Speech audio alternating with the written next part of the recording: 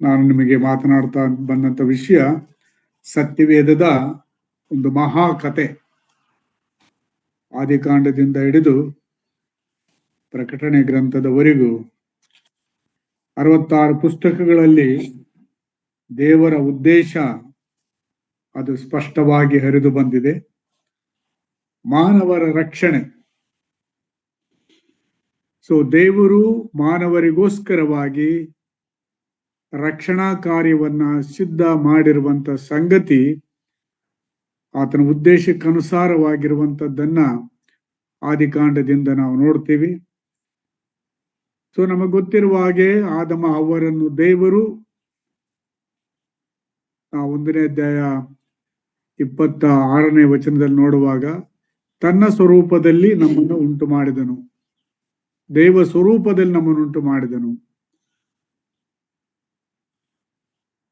ಕೆಲವು ಸಲ ತಂದೆ ತಾಯಿಗಳು ಮಕ್ಕಳನ್ನು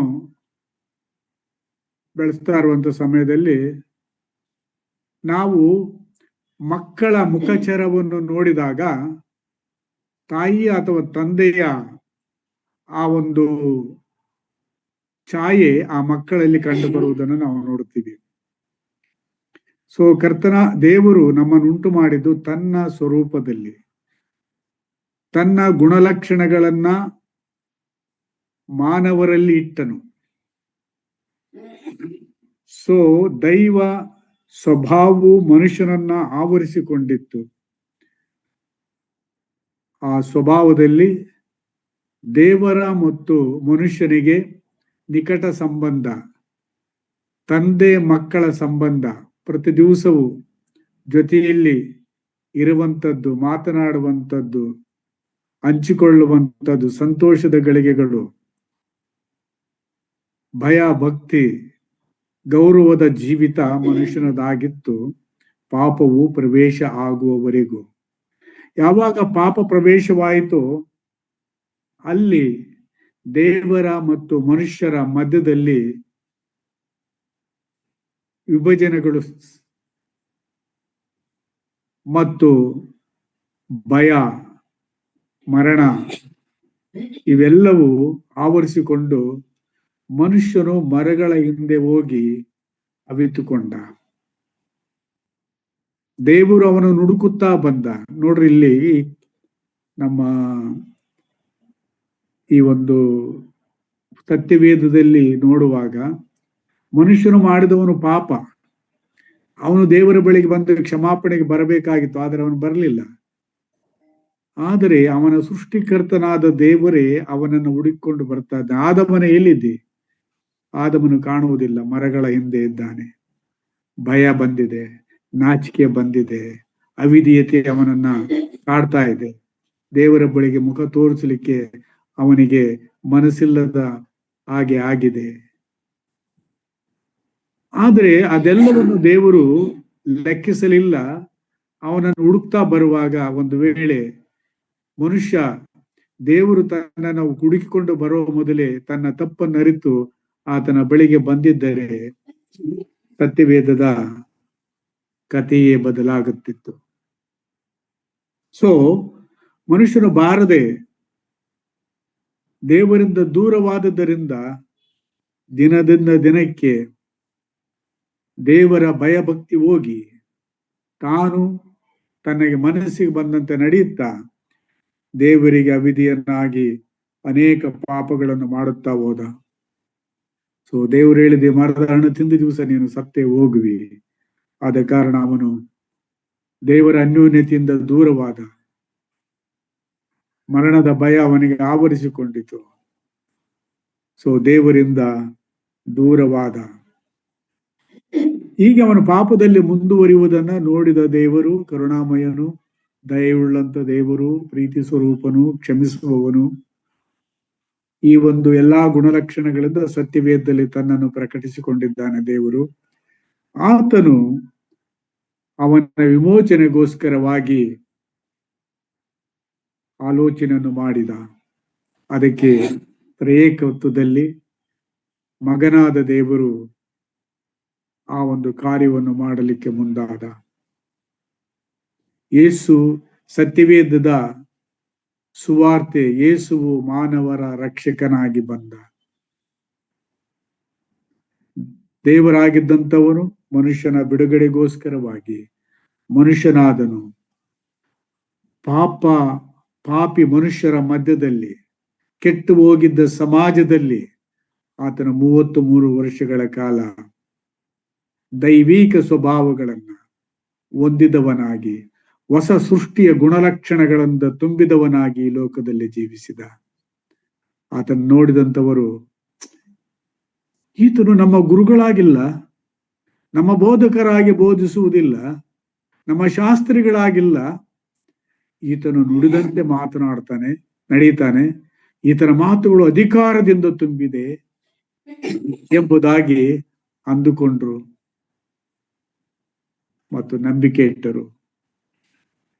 ಸೊ ಆತನ ಜೀವಿತ ಮನುಷ್ಯರಿಗೆ ಅನೇಕ ಸಂದೇಶಗಳನ್ನು ತಂದುಕೊಟ್ಟಿತು. ಈತನು ದೇವರಿಂದ ಬಂದಂಥವನು, ದೇವರ ಗುಣಲಕ್ಷಣಗಳು ಈತನಲ್ಲಿದೆ, ದೇವರ ಕುರಿತಾಗಿ ನಮಗೆ ತಿಳುವಳಿಕೆಯನ್ನು ಕೊಡುತ್ತಾನೆ ಮತ್ತು ಆತನಲ್ಲಿದ್ದಂಥ ಶಕ್ತಿ ಕಷ್ಟ, ಕಾಯಿಲೆ, ನೋವುಗಳಲ್ಲಿ ಬಾಧೆ ಪಡುವಂತ ಜನರ ಕಡೆಗೆ ಕನಿಕರ, ದಯೆಯ ದೃಷ್ಟಿ. ಆತನಲ್ಲಿದ್ದಂಥ ಶಕ್ತಿಯು ಬಾಧೆ ಪಡುವಂತ ಜನರ ರೋಗಗಳನ್ನು ಬಿಡಿಸಿತು, ದೆವ್ವಗಳನ್ನು ಬಿಡಿಸಿತು, ಸತ್ತವರನ್ನು ಎಬ್ಬಿಸಿತು.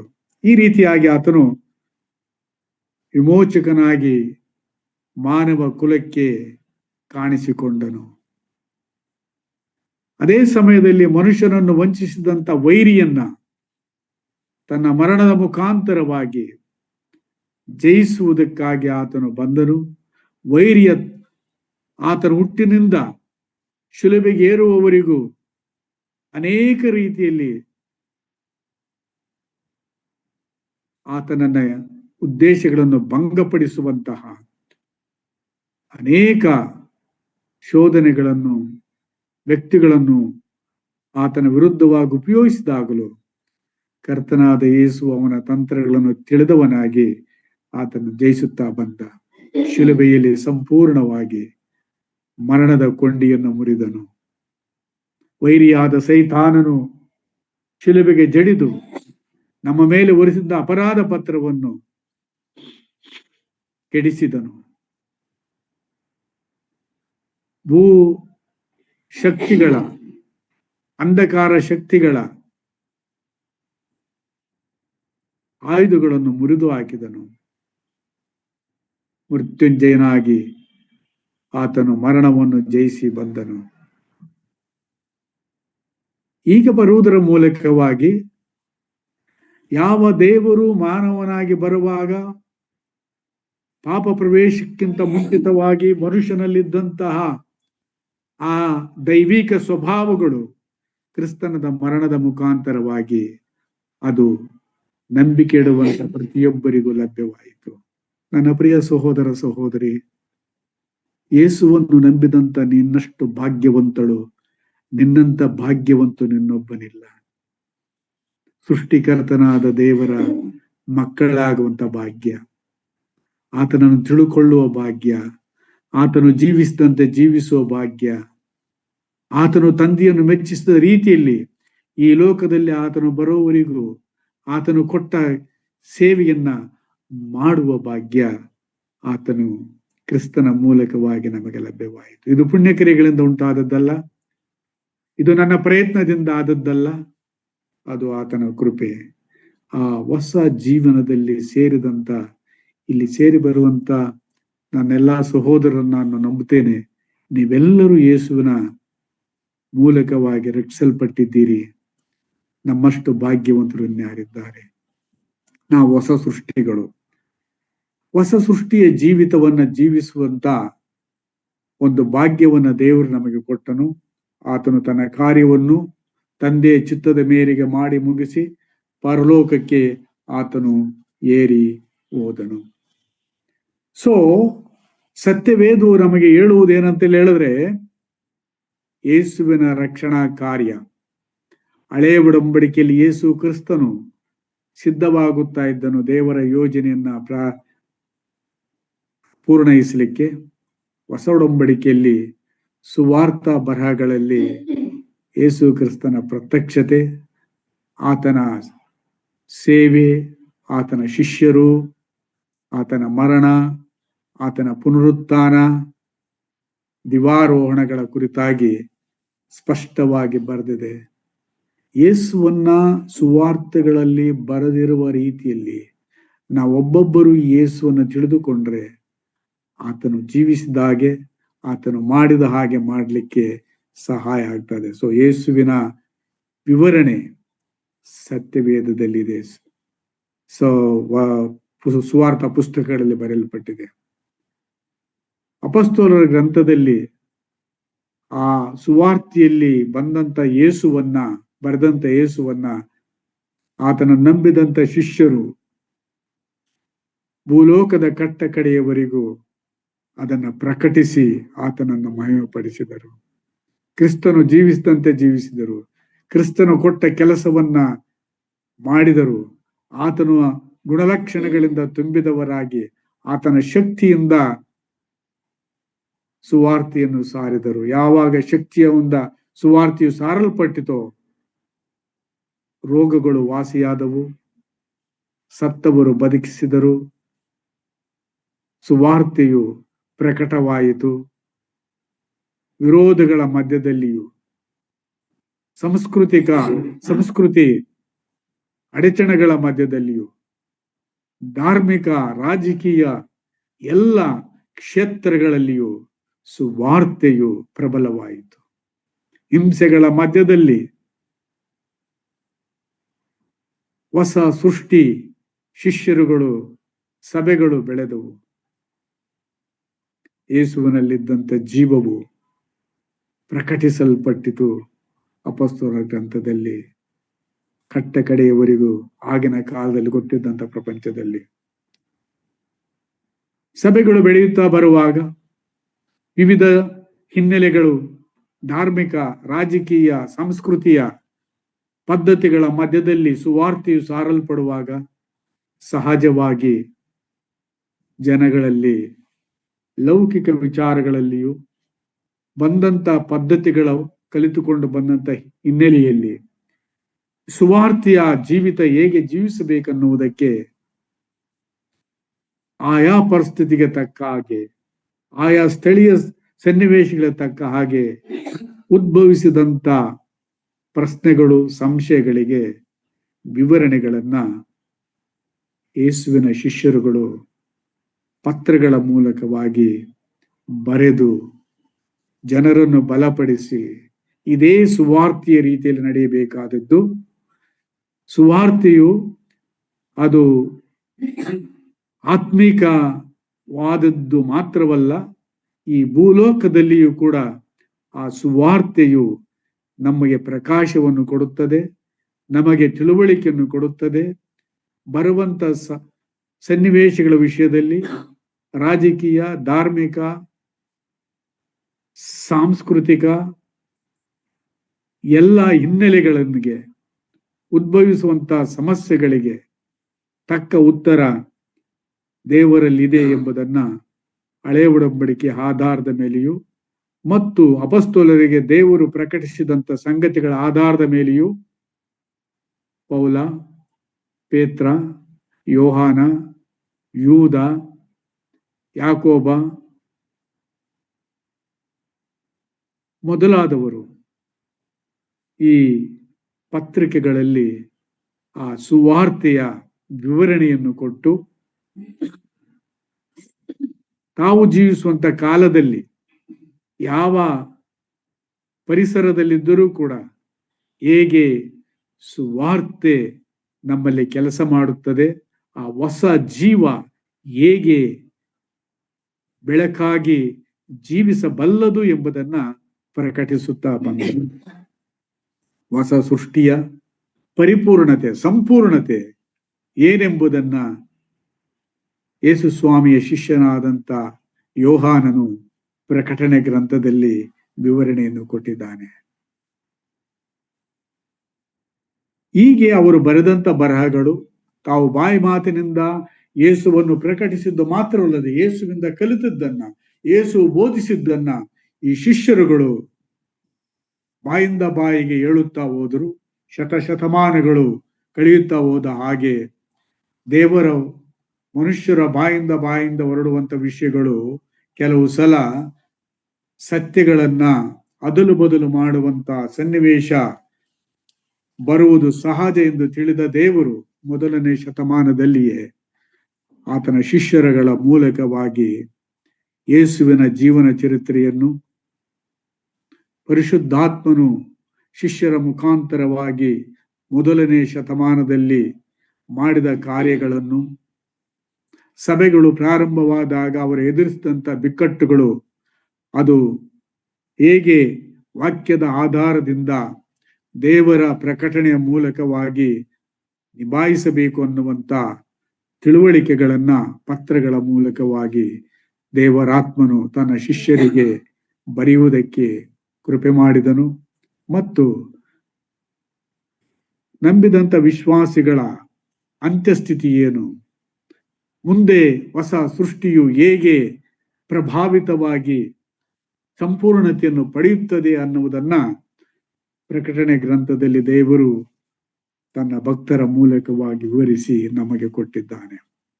21ನೇ ಶತಮಾನದಲ್ಲಿರುವಂತ ನಾವುಗಳು ಒಂದು ವೇಳೆ ಯೇಸುವಿನ ಬೋಧನೆಗಳನ್ನ ನಾವು ಡೈರೆಕ್ಟ್ ಆಗಿ ಕೇಳದಿದ್ದರೂ ಕೂಡ ಆತನು ಮಾತನಾಡಿದಂತ ಮಾತುಗಳನ್ನು ಬರೆದಿರುವಂತ ಈ ಒಂದು ಸಾಹಿತ್ಯದ ಮೂಲಕವಾಗಿ ಸತ್ಯವೇದ ಗ್ರಂಥದಲ್ಲಿ ಬರೆದಿರುವಂತ ವಿಷಯಗಳು ನಾವು ಓದುವಾಗ, ಧ್ಯಾನಿಸುವಾಗ, ಅವುಗಳನ್ನ ನಾವು ಅಭ್ಯಾಸ ಮಾಡುವಾಗ ಸತ್ಯವೇದದ ದೇವರು ಯಾರು, ಆತನು ನನಗೇನು ಸಂಬಂಧ ಎಂಬುದನ್ನ ತಿಳಿದುಕೊಳ್ಳುತ್ತೇವೆ. ಅಂಧಕಾರದಲ್ಲಿದ್ದೆವು, ಕ್ರಿಸ್ತನನ್ನು ಅರಿಯದೆ ಬದುಕಿದೆವು, ಪಾಪದಲ್ಲಿ ಸಂತೋಷ ಪಟ್ಟವು. ಆದರೆ ಆ ಪಾಪ ತಾತ್ಕಾಲಿಕ ಜೀವಿತ ಅನ್ನುವುದು ನಮಗೆ ಗೊತ್ತಾಗಲೇ ಇಲ್ಲ, ಈಗಲೂ ಗೊತ್ತಾಗುವುದಿಲ್ಲ. ಟೆಂಪರರಿ, ಫೇಕ್, ಅದೊಂದು ಸುಳ್ಳು ಜೀವನ. ದೇವರ ಉದ್ದೇಶಕ್ಕನುಸಾರವಾಗಿ ಜೀವಿಸುವಂಥದ್ದೇ ನಿಜವಾದ ಜೀವಿತ. ಆ ನಿಜವಾದ ಜೀವಿತ ಯೇಸು ಕ್ರಿಸ್ತನಲ್ಲಿ ಮಾತ್ರ ಸಿಗುತ್ತದೆ. ಸೊ ಇಂಥ ಜೀವಿತಕ್ಕೆ ಕರೆದಂತ ನಮಗೆ ಈ ಶಿಷ್ಯರನ್ನ ಯೇಸುವು ತನ್ನ ಕಾರ್ಯವನ್ನು, ತಾನು ಬಂದ ಉದ್ದೇಶವನ್ನ, ತಂದೆಯು ಕೊಟ್ಟಂತ ಕೆಲಸವನ್ನು ಆತನು ಪರಿಪೂರ್ಣ ಮಾಡುವುದು ಆತನ ಉದ್ದೇಶ ಆಗಿತ್ತು. ಆದರೆ ತಾನು ನಿರ್ವಹಿಸುವಂತ ಆ ಕೆಲಸ ಕೇವಲ ಒಂದು ನಿರ್ದಿಷ್ಟ ಸಮಯಕ್ಕೆ ಸಂಬಂಧಪಟ್ಟದ್ದಲ್ಲ, ಅದು ಇಡೀ ಮಾನವ ಜಾತಿಗೆ, ಅದು ಈ ಭೂಮಿಯ ಮೇಲೆ ಇರುವವರೆಗೂ ಎಲ್ಲಾ ತಲೆಮಾರುಗಳಲ್ಲಿರುವಂತ ಜನರಿಗೆ ಯೇಸುವಿನಿಂದಾದಂತ ಈ ರಕ್ಷಣಾ ಕಾರ್ಯ ಪ್ರಕಟವಾಗಬೇಕು, ಅವರು ರಕ್ಷಿಸಲ್ಪಡಬೇಕು. ಆದಮನ ಸಂತತಿಯಿಂದ ಹುಟ್ಟಿದ ಪ್ರತಿಯೊಬ್ಬರು ಮರಣ ಪಾತ್ರರು, ದೇವರನ್ನರಿಯದವರು, ದಂಡನೆಗೆ ಒಳಗಾದವರು. ಆದರೆ ದೇವಕುಮಾರನಾದ ಯೇಸು ಕ್ರಿಸ್ತನು ಎರಡನೇ ಆದಮನಾಗಿ ಜನಿಸಿ ಬಂದಿದ್ದಾದ ಮೇಲೆ ಆತನಲ್ಲಿ ನಂಬಿಕೆ ಇಡುವಂತ ಪ್ರತಿಯೊಬ್ಬರು ಹೊಸ ಜೀವವನ್ನು ಪಡೆಯುತ್ತಾರೆ. ಸೊ ಆದಮನ ಸಂತತಿ ಬೆಳೆಯುತ್ತಾ ಬೆಳೆಯುತ್ತಾ ಶತಮಾನಗಳಲ್ಲಿ ಮುಂದುವರಿಯುತ್ತಾ ಇರುವ ಹಾಗೆ ಯೇಸುವಿನಲ್ಲಿ ನಂಬಿಕೆ ಇಡುವವರು ರಕ್ಷಿಸಲ್ಪಡುತ್ತಾರೆ ಎಂಬುವಂತ ಈ ವಾರ್ತೆಯು ಕೂಡ ಅದು ತಲೆಮಾರುಗಳಿಗೆ ಸಾರಲ್ಪಡುವುದು ಅವಶ್ಯವಾಗಿತ್ತು. ಯೇಸು ಕ್ರಿಸ್ತನು ಈ ಲೋಕದಲ್ಲಿದ್ದಾಗ ಆತನು ಇದನ್ನು ಅರಿತಿದ್ದನು. ಸೊ ಆ ಕಾರಣದಿಂದ ತಾನು ಯಾರು ಎಂಬುದನ್ನ ತನ್ನ ಸಮಕಾಲೀನವರಿಗೆ, ತಾನು ವಾಸ ಮಾಡುತ್ತಿದ್ದಂತ ಸಮಾಜಕ್ಕೆ ಆತನು ಪರಿಚಯ ಮಾಡುತ್ತಾ ಬಂದಾಗ್ಯೂ ತಾನು ಯಾರು ಎಂಬುದನ್ನ ಜನರು ಸ್ಪಷ್ಟವಾಗಿ ಅರಿಯದ ವಿನಃ ನನ್ನನ್ನು ಅರಿಯುವುದೇ, ನನ್ನನ್ನು ತಿಳ್ಕೊಳ್ಳಲಾರರು, ನನ್ನ ಉದ್ದೇಶವನ್ನು ತಿಳ್ಕೊಳ್ಳಲಾರರು, ಈ ಸೇವೆಯನ್ನ ಮುಂದುವರಿಸಲಾರರು ಎಂಬುದನ್ನ ಮನಗೊಂಡಂತ ಕರ್ತನಾದ ಯೇಸುವು ಶಿಷ್ಯರನ್ನು ತನ್ನ ಸೇವೆಯ ಪ್ರಾರಂಭದಲ್ಲಿಯೇ ಮಾಡಿಕೊಂಡ. What a wonderful plan of God. So ಯೇಸು ಸ್ವಾಮಿ ಈ ಲೋಕದಲ್ಲಿದ್ದಾಗ ಶಿಷ್ಯರನ್ನು ಮಾಡಿಕೊಂಡ ವಿಷಯವನ್ನ ಸುವಾರ್ಥ ಬರಹಗಾರರೆಲ್ಲರೂ ಬರೆದಿದ್ದಾರೆ. ಆದರೆ ನಮಗೆ ಹೆಚ್ಚು ಮಾಹಿತಿಯನ್ನು ಕೊಡುವಂತಹ ಮಾರ್ಕನು ಬರೆದ ಸುವಾರ್ತೆ 3ನೇ ಅಧ್ಯಾಯಕ್ಕೆ ಬನ್ರಿ. 3ನೇ ಅಧ್ಯಾಯದಲ್ಲಿ 13 ಮತ್ತು 15ನೇ ವಚನದಲ್ಲಿ 13ರಿಂದ 15ರಲ್ಲಿ ಯೇಸು ತನ್ನ ಶಿಷ್ಯರನ್ನ ಆರಿಸಿಕೊಂಡಂತಹ ಸನ್ನಿವೇಶ ಇಲ್ಲಿದೆ. ಯೇಸುವನ್ನು ಶಿಷ್ಯರನ್ನಾಗಿ ಆರಿಸಿಕೊಂಡ ಸನ್ನಿವೇಶ ಮತ್ತಾಯನು, ಲೂಕನು, ಮಾರ್ಕನು ಮತ್ತು ಯೋಹಾನರು ತಮ್ಮದೇ ಆದ ರೀತಿಯಲ್ಲಿ ಅವರು ಬರೆದಿದ್ದಾರೆ. ಈ ಮಾರ್ಕನು ಬರೆದಿರುವಂತ ಈ ವಚನಗಳಲ್ಲಿ ನಾವು ಸ್ವಲ್ಪ ಕೆಲವು ನಿಯಮಗಳನ್ನ ನಾವು ಕಲಿಯುತ್ತೇವೆ. 13 ವಚನದಲ್ಲಿ, ಆಮೇಲೆ ಯೇಸು ಬೆಟ್ಟವನ್ನು ಹತ್ತಿ ತನಗೆ ಬೇಕಾದವರನ್ನ ಹತ್ತಿರಕ್ಕೆ ಕರೆಯಲು ಅವರು ಆತನ ಬಳಿಗೆ ಬಂದರು. ಆತನು 12 ಮಂದಿಯನ್ನು ಆರಿಸಿ ಅವರು ತನ್ನ ಸಂಗಡ ಇರಬೇಕೆಂತಲೂ ದೆವ್ವಗಳನ್ನು ಬಿಡಿಸುವ ಅಧಿಕಾರವುಳ್ಳವರಾಗಿ ಸುವಾರ್ತೆಯನ್ನು ಸಾರುವುದಕ್ಕೆ ತಾನು ಅವರನ್ನು ಕಳುಹಿಸುವೆನೆಂತಲೂ 12 ಮಂದಿಯನ್ನು ಆರಿಸಿ ನೇಮಿಸಿದನು. This is very important. ಯೇಸುವು ಆಯ್ಕೆ ಮಾಡುದ ಶಿಷ್ಯರು ಸೇವೆಯ ಪ್ರಾರಂಭದಲ್ಲಿ. ಲೂಕನು 6ನೇ ಅಧ್ಯಾಯದಲ್ಲಿ ಬರೀತಾನೆ, ತಾನು ಶಿಷ್ಯರನ್ನು ಆರಿಸಿಕೊಳ್ಳುವ ಮೊದಲು ಯೇಸುವು ಇಡೀ ರಾತ್ರಿ ಪ್ರಾರ್ಥನೆಯಲ್ಲಿ ಕಳೆದನು. ಯೇಸುವು ನಮಗೆ ತಿಳಿಸುವಂತ ಮಾದರಿ ಏನಂತ ಹೇಳಿದ್ರೆ, ನಾವು ದೇವರ ಸೇವೆ, ದೇವರ ಮಿಷನ್, ನಿಯೋಗವನ್ನ ನಾವು ನಮ್ಮ ಸ್ವಂತ ಬಲದಿಂದ ಮಾಡಲಿಕ್ಕೆ ಆಗುವುದಿಲ್ಲ. ನಾನು ನೆನೆಸ್ತೇನೆ, ಇಲ್ಲಿ ಸೇರಿರುವಂತ ನೀವೆಲ್ಲರೂ ಒಂದಲ್ಲ ಒಂದು ರೀತಿಯಲ್ಲಿ ಯೇಸುವಿನ ಕುರಿತಾಗಿ ತಿಳ್ಕೊಂಡಿದ್ದು ಇತರರಿಗೆ ತಿಳಿಸಬೇಕೆಂಬಂತ ಹಂಬಲಿಕೆ ಇರುವಂತಹ ಸ್ವಲ್ಪ ಜನರು ಇಲ್ಲಿ ನಾವಿದ್ದೇವೆ. ದೀಸ್ ಆರ್ ನಾವು cream of Wilson garden assembly core team ಎಂದು ಹೇಳ್ತೀರಿ. ಇಲ್ಲಿರುವಂತವರೆಲ್ಲ ನೀವೆಲ್ಲರೂ ಆ ಒಂದು ಉದ್ದೇಶ ಉಳ್ಳಂತವ್ರು ಅಂತೇಳಿ ನಾನು ನಂಬುತ್ತೇನೆ. ನಾವು ತಿಳಿಯಬೇಕಾದ್ದೇನಂತ ಹೇಳಿದ್ರೆ, ಯೇಸುವು ಶಿಷ್ಯರನ್ನು ಆರಿಸಿಕೊಳ್ಳುವಾಗ ಆತನು ಇಡೀ ರಾತ್ರಿ ಪ್ರಾರ್ಥನೆ ಮಾಡಿದನು. ತಂದೆಯಾದ ದೇವರಲ್ಲಿ ಮೊರೆ ಇಟ್ಟನು.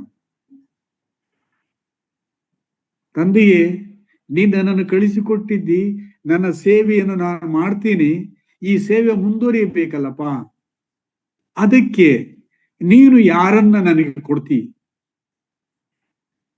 ಯೋಹಾನ ಬರೆಸುವ 17ನೇ ಅಧ್ಯಾಯದಲ್ಲಿ ಯೇಸು ಸ್ವಾಮಿ ತನ್ನ ತಂದೆಯಾದ ಜೊತೆಯಲ್ಲಿ ತನ್ನ ಸೇವೆಯ ಅಂತ್ಯದಲ್ಲಿ ಆತನು ಮಾತನಾಡಿ ಹೇಳುವುದು, ತಂದೆಯೇ, ನೀನು ನನಗೆ ಯಾರನ್ನು ಕೊಟ್ಟಿಯೋ ಅವರೆಲ್ಲರಿಗೂ ನಿನ್ನನ್ನು ನಾನು ತಿಳಿಯಪಡಿಸಿದನು. ಯೇಸುವಿನ ಉದ್ದೇಶ ಶಿಷ್ಯರನ್ನು ಮಾಡಿಕೊಂಡಿದ್ದು, ನನ್ನನ್ನು ಕಳಿಸಿಕೊಟ್ಟ ದೇವರು ಯಾರು ಎಂಬುದನ್ನ ನನ್ನ ಶಿಷ್ಯರು ತಿಳಿದುಕೊಳ್ಳಬೇಕು. ನಾನು ಯಾವ ಕಾರ್ಯವನ್ನು ಮಾಡುವುದಕ್ಕಾಗಿ ಲೋಕಕ್ಕೆ ಬಂದಿದ್ದೇನೆ ಅನ್ನುವುದನ್ನು ನನ್ನ ಶಿಷ್ಯರು ತಿಳಿದುಕೊಳ್ಳಬೇಕು. ನಾನು ನಡೆದ ಹಾಗೆ ನಡೆದು ತಂದೆಯನ್ನು ಮೆಚ್ಚಿಸುವವರಾಗಬೇಕು ಅನ್ನುವಂಥದ್ದು ಯೇಸುವಿನ ಧ್ಯೇಯ ಉದ್ದೇಶ ಆಗಿತ್ತು. ಈ ಕಾರಣದಿಂದ ಆತನು ಶಿಷ್ಯರನ್ನ ಆರಿಸಿಕೊಂಡನು. ಈ ಮಾರ್ಕನು ಕೊಡುವಂತಹ ಈ ಮಾಹಿತಿಯಲ್ಲಿ ಕೆಲವು ವಿಚಾರಗಳನ್ನು ನೋಡೋಣ. ಸೊ ಯೇಸುವು ಇಡೀ ರಾತ್ರಿ ಪ್ರಾರ್ಥನೆಯಲ್ಲಿದ್ದಾನೆ, ಬೆಟ್ಟದ ಮೇಲೆ ಇದ್ದಾನೆ. ಮಾರನೇ ದಿವಸ ಆತನ ಶಿಷ್ಯರನ್ನೆಲ್ಲ ಕರೆದಿದ್ದಾನೆ. ಆತನ ಹಿಂಬಾಲಕರು, ಬಹಳ ಜನ ಹಿಂಬಾಲಕರು, ಅವರನ್ನೆಲ್ಲ ಕರೆದು ಅವರಲ್ಲಿ ತಾನು ಆರಿಸಿಕೊಳ್ಳುವ ಉದ್ದೇಶವನ್ನ ಇಲ್ಲಿ ಪ್ರಕಟ ಮಾಡಿದ್ದಾನೆ. ಏನಂತ ಹೇಳಿದ್ರೆ, ಹತ್ತಿರಕ್ಕೆ ಕರೆಯಲು ಅವರೆಲ್ಲರೂ ಬಂದರು. ಅವರು ಆತನ ಬಳಿಗೆ ಬಂದರು. ಆತನು 12 ಮಂದಿಯನ್ನು ಆರಿಸಿ, ಬಹಳ ಜನರು ಬಂದಿದ್ದಾರೆ, ಶಿಷ್ಯರ, ಆತನ ಹಿಂಬಾಲಕರ ಗುಂಪು ಬಂದಿದೆ, ಅದರಲ್ಲಿ ಆತನು ಇವರನ್ನು ಆರಿಸಿದ್ದಾನೆ. ಇಲ್ಲಿ ನೀನು ನಾನು ಅರಿಯಬೇಕಾದದ್ದು ಏನಂತ ಹೇಳಿದ್ರೆ, ನಮ್ಮ ಸಭೆಯಲ್ಲಿ ಪ್ರತಿ ಭಾನುವಾರ ಬರುವಂತವರು 100ಕ್ಕಿಂತಲೂ ಹೆಚ್ಚು ಜನರು, 120ರವರೆಗೂ ಇರ್ತಾರೆ, 100ರಿಂದ 120 ಜನ ಇರ್ತಾರೆ. ಅವರೆಲ್ಲರಲ್ಲಿ ನಿನ್ನನ್ನೇ ನನ್ನನ್ನೇ ಆಯ್ಕೆ ಮಾಡಿದ್ದಾನೆ ದೇವರು ಎಂಬುವಂತ ಈ ನಿಯಮವನ್ನ ನೀನು ನಾನು ಮನಸ್ಸಿನಲ್ಲಿಡಬೇಕು. ಸೊ ಆತನು ಅಷ್ಟು ಜನ ಶಿಷ್ಯರಲ್ಲಿ 12 ಮಂದಿಯನ್ನು ಆರಿಸಿಕೊಂಡನು. ಕಾರಣ, ಅವರು ತನ್ನ ಸಂಗಡ ಇರಬೇಕು, ಆತನ ಸಂಗಡ ಇರಬೇಕು, ಆತನ ಜೊತೆಯಲ್ಲಿ ಇರಬೇಕು, ಆತನು ಹೋಗುವಲ್ಲಿಗೆ ಹೋಗಬೇಕು, ಆತನು ಕಳುಹಿಸುವಲ್ಲಿಗೆ ಹೋಗಬೇಕು, ಆತನು ಹೇಳುವುದನ್ನ ಕೇಳಬೇಕು, ಆತನು ಮಾಡುವುದನ್ನ ನೋಡಬೇಕು, ಆತನು ಯಾರೆಂಬುದನ್ನ ತಿಳಿದುಕೊಳ್ಳಬೇಕು. ಆತನು ಆರಿಸಿದ ಉದ್ದೇಶ ತನ್ನ ಸಂಗಡ ಇರಬೇಕು. ನನ್ನ ಪ್ರಿಯ ಸಹೋದರ ಸಹೋದರಿ, ನೀನು ಯೇಸುವನ್ನ ನಂಬಿ ಹಿಂಬಾಲಿಸುತ್ತಾ ಇದ್ದಿ ಅಂತೇಳಿ ಹೇಳಿದ್ರೆ ಆತನ ಜೊತೆಯಲ್ಲಿ ನೀನಿರಬೇಕು. ನಿನ್ನ ಲೌಕಿಕ ಕೆಲಸ ಯಾವುದಾದ್ರೂ ಆಗಿರಬಹುದು, ಒಂದು MNC ಅಲ್ಲಿ ಕೆಲಸ ಮಾಡ್ತಾ ಇರಬಹುದು, ಒಂದು ಸರ್ಕಾರಿ ನೌಕರಿಯಲ್ಲಿ ಇರಬಹುದು, ಪ್ರೈವೇಟ್ ನೌಕರಿಯಲ್ಲಿ ಇರಬಹುದು, ಅಥವಾ ಮನೆಯಲ್ಲಿ ಇರಬಹುದು. ನೀನು ಯಾವ ಕೆಲಸಗಳಲ್ಲಿ ಮಗ್ನರಾಗಿದೆಯೋ ಅದು ಪ್ರಮುಖವಲ್ಲ. ಪ್ರಮುಖವಾದಂತ ವಿಷಯ ಏನಂತ ಹೇಳಿದ್ರೆ, ನೀನು ಯೇಸುವಿನಿಂದ ಆರಿಸಲ್ಪಟ್ಟಿದ್ದಿ ಆತನ ಸಂಗಡ ಇರುವುದಕ್ಕಾಗಿ, ಆತನ ಅನ್ಯೋನ್ಯತೆಯಲ್ಲಿ ಇರುವುದಕ್ಕಾಗಿ ಎಂಬುದನ್ನ ಅರಿಯಬೇಕು. ಆತನವರನ್ನು ಆರಿಸಿಕೊಂಡಿದ್ದು ಅನೇಕ ಶಿಷ್ಯರಲ್ಲಿ ಇವರನ್ನೇ ಆರಿಸಿಕೊಂಡಿದ್ದು ಅವರು ಆತನ ಸಂಗಡ ಇರಬೇಕು, ದೆವ್ವಗಳನ್ನು ಬಿಡಿಸುವ ಅಧಿಕಾರವುಳ್ಳವರಾಗಿ ಸುವಾರ್ತೆಯನ್ನು ಸಾರಬೇಕು. ತಾನು ಅವರನ್ನು ಕಳುಹಿಸುವೆನು. ಸೊ ಯೇಸುವಿನ ಉದ್ದೇಶ ತನ್ನ ಜೊತೆಯಲ್ಲಿದ್ದು ತಾನು ಮಾಡುವುದನ್ನು ಅವರು ನೋಡುತ್ತಾ ತಾನು ಮಾಡಿದ ಹಾಗೆ ಅವರು ಮಾಡುತ್ತಾ ಸುವಾರ್ತೆಯನ್ನು ಸಾರಬೇಕು. ಸೊ ಯೇಸುವು ತನ್ನ ಸಂಗಡ ಅವರನ್ನು ಇಟ್ಟುಕೊಂಡ ಕಾರಣ, ಯೇಸುವು ಯಾವ ರೀತಿಯಲ್ಲಿ ಈ ಕಾರ್ಯಗಳನ್ನ ನಿಭಾಯಿಸುತ್ತಾನೆ ಅನ್ನುವುದನ್ನ ಆತನಿಂದ ಕಲಿಯಬೇಕು, ಆತನಲ್ಲಿ ನೋಡಿ ತಿಳ್ಕೊಳ್ಳಬೇಕು, ಮತ್ತು ಆತನು ಹೇಳಿದ ಹಾಗೆ ಹೊರಟು ಹೋಗಿ ಸುವಾರ್ತೆಯನ್ನು ಸಾರುವವರಾಗಿರಬೇಕು. ಅವರನ್ನು ತನ್ನ ಜೊತೆಯಲ್ಲಿ ಟ್ರೈನಿಂಗ್ ಮಾಡಿ ತಾನು ಕಳಿಸಿಕೊಡುವಲ್ಲಿಗೆ ಅವರು ಹೋಗಬೇಕಂತೇಳಿ ಈ 12 ಜನರನ್ನ ಆ ಶಿಷ್ಯರ ದೊಡ್ಡ ಗುಂಪಿನಿಂದ ಆರಿಸಿಕೊಂಡನು. ಒಂದು ವೇಳೆ ಸಭೆಯಲ್ಲಿ ನಿನಗೇನಾದ್ರೂ ಜವಾಬ್ದಾರಿ ಕೊಡಲ್ಪಟ್ಟಿದ್ದರೆ, ನನ್ನ ಪ್ರಿಯ ಸಹೋದರ ಸಹೋದರಿ, ಇದನ್ನು ನೀನು ಮನದಟ್ಟು ಮಾಡಬೇಕು. ಈ ಜವಾಬ್ದಾರಿಯನ್ನ ಹಿರಿಯ ನಾಯಕರುಗಳು ನಿನ್ನನ್ನ ಐಡೆಂಟಿಫೈ ಮಾಡಿ ಇದು ನೀವು ಮಾಡಬಲ್ಲೆ ಅಂತೇಳಿ ಕೊಟ್ಟಿರಬಹುದು. ಆದರೆ ವಾಸ್ತವವಾಗಿ ನಾನು ಅರಿಯಬೇಕಾದೇನಂತ ಹೇಳಿದ್ರೆ, ಈ ಸೇವೆಯನ್ನ ಕೊಟ್ಟವನು ದೇವರು, ಕರ್ತನಾದ ಯೇಸುವು ಎಂಬ ಆ ನಿಯಮವನ್ನ ನೀನು ಮನದಟ್ಟು ಮಾಡಿಕೊಳ್ಬೇಕು. ಸೊ ಯೇಸುವು ಅವರಿಗೆ ಈ ಕೆಲಸವನ್ನ ನೇಮಿಸಬೇಕಂತೇಳಿ ಅವರನ್ನ ಆರಿಸಿಕೊಂಡನು. ಮೊದಲನೇದು, ನೀನೇನೇ ಕೆಲಸ ಮಾಡ್ತಾ ಇರು, ನೀನು ಯೇಸುವಿನವನು, ಆತನ ಸಂಗಡ ಇರುವುದಕ್ಕಾಗಿ ಕರೆಯಲ್ಪಟ್ಟವನು ಎಂಬುದನ್ನ ಮರೆಯಬೇಡ. ಸೊ ಈ ಕಾರಣದಿಂದ ಆತನ ಆರಿಸಿಕೊಂಡೆ. ಅನೇಕ ಜನರಲ್ಲಿ 12 ಜನರನ್ನು ಆರಿಸಿಕೊಂಡು ಅವರು ತನ್ನ ಸಂಗಡ ಇರಬೇಕು ಮತ್ತು ದೆವ್ವಗಳನ್ನ ಅಧಿಕಾರವುಳ್ಳವರಾಗಿ ಬಿಡಿಸುತ್ತಾ ಸುವಾರ್ತೆಯನ್ನು ಸಾರುವುದಕ್ಕೆ ನಾನು ಕಳಿಸ್ತೇನೆ. ಅದಕ್ಕೆ ಈ 3 ವರ್ಷ ಅಥವಾ 3.5 ವರ್ಷ ತನ್ನ ಜೊತೆಯಲ್ಲಿ ಇವರು ತರಬೇತಿಯನ್ನು ಪಡೆಯಬೇಕು. They have to be trained. ಸಭೆಯಲ್ಲಿ ನಿಮಗೆ ಕೊಡಲ್ಪಟ್ಟಂತ ಜವಾಬ್ದಾರಿಕೆಗಳನ್ನು ನೀವು ನೋಡುವಾಗ, ನಿಮ್ಮ ಹಿರಿಯರು, ನಿಮ್ಮ ಮುಂದಾಳುಗಳು ಕೊಟ್ಟಂತ ಕೆಲಸವನ್ನ ನೀವು ಮಾಡುತ್ತಾ ಅವರು ಮಾಡುವುದನ್ನ ನೀವು ಕಲಿತುಕೊಳ್ಳಬೇಕು. ಎಲ್ಲದಕ್ಕಿಂತ ಮಿಗಿಲಾಗಿ ಯೇಸುವಿನ ಜೀವನ ಮಾದರಿಯನ್ನ ನೀವು ಚೆನ್ನಾಗಿ ತಿಳ್ಕೊಂಡು ಆತನು ಹೇಗೆ ಮಾಡಿದ ಅನ್ನುವುದು ನಿಮ್ಮ ಮಾಡೆಲ್ ಆಗಿರಬೇಕು, ನಿಮ್ಮ ಮಾದರಿಯಾಗಿರಬೇಕು. ಸೊ ಈ ಕಾರಣದಿಂದ ಯೇಸುವು ಶಿಷ್ಯರನ್ನು ಆರಿಸಿಕೊಂಡ. ಸೊ ಮುಂದಕ್ಕೆ ನಾನು ಈ ಶಿಷ್ಯರ ವಿಷಯದಲ್ಲಿಯೇ ನಿಮ್ಮ ಜೊತೆಯಲ್ಲಿ ಮಾತಾಡ್ತೇನೆ. ಯೇಸು ಆರಿಸಿಕೊಂಡ ಈ ಶಿಷ್ಯರ ವಿಷಯದಲ್ಲಿ ಮತ್ತಾಯನು ಬರೆದ ಸುವಾರ್ತೆಗೆ ಬರೋಣ. ಮತ್ತಾಯನು ಬರೆದ ಸುವಾರ್ತೆಗೆ ಬರುವಾಗ ಯೇಸುವು ಸೇವೆಯನ್ನು ಪ್ರಾರಂಭ ಮಾಡಿದ್ದು ಆತನು 4ನೇ ಅಧ್ಯಾಯದಲ್ಲಿ ತನ್ನ 30ನೇ ವಯಸ್ಸಿನಲ್ಲಿ ಸೇವೆಯನ್ನು ಪ್ರಾರಂಭ ಮಾಡಿದನು. ಮಾಡುವಾಗ ಆತನು ಸುವಾರ್ತೆಯನ್ನು ಸಾರುವುದಕ್ಕಾಗಿ ಪ್ರಾರಂಭ ಮಾಡಿದಂತೇಳಿ 17ನೇ ವಚನದಲ್ಲಿ 3ನೇ ಅಧ್ಯಾಯ ಮತ್ತಾಯನ ಸುವಾರ್ತೆ 4ನೇ ಅಧ್ಯಾಯ 17ನೇ ವಚನದಲ್ಲಿದೆ. ಪರಲೋಕ ರಾಜ್ಯವು ಸಮೀಪಿಸು, ದೇವರ ಕಡೆ ತಿರುಗಿಕೊಳ್ಳಿರಿ ಎಂದು ಸಾರಿ ಹೇಳುವುದಕ್ಕೆ ಪ್ರಾರಂಭಿಸಿದನು. ಯೇಸು ಕ್ರಿಸ್ತನು ತನ್ನ ಸೇವೆಯನ್ನು ಪ್ರಾರಂಭ ಮಾಡುವಾಗ ಪರಲೋಕ ರಾಜ್ಯವು ಸಮೀಪಿಸಿತು, ದೇವರ ಕಡೆಗೆ ತಿರುಗಿಕೊಳ್ಳಿರಿ. ಮನುಷ್ಯರು ಇಲ್ಲಿವರೆಗೆ ಎಲ್ಲಿದ್ದಾರೆ? ಅವರದೇ ಆದಂತಹ ದಾರಿಗಳಲ್ಲಿ ಹೋಗುತ್ತಿದ್ದಾರೆ, ದೇವರನ್ನು ಅರಿಯದೆ ಜೀವಿಸುತ್ತಿದ್ದಾರೆ. ಈಗ ದೇವರ ಕರೆಯನ್ನ ಯೇಸು ಕ್ರಿಸ್ತನು ಅವರಿಗೆ ಸಾರ್ತಾ ಇದ್ದಾನೆ. ನಾನು ಪರಲೋಕದಿಂದ ಬಂದಿದ್ದೇನೆ, ನಿಮಗೆ ಸುವಾರ್ತೆಯನ್ನು ಸಾರುತ್ತೇನೆ. ಆ ಸುವಾರ್ತೆ ಅಂತ ನಾನೇ ಮಾನವರನ್ನು ಪಾಪಗಳಿಂದ ಬಿಡಿಸಿ ದೇವರ ಬಳಿಗೆ ಸಮರ್ಪಿಸಲಿಕ್ಕೆ ಬಂದಂತ ವ್ಯಕ್ತಿ ನಾನು. ದೇವರ ಕಡೆಗೆ ತಿರುಗಿಕೊಳ್ಳಿರಿ ಅಂತೇಳಿ ಹೇಳುವುದಕ್ಕೆ ಪ್ರಾರಂಭ ಮಾಡಿದ.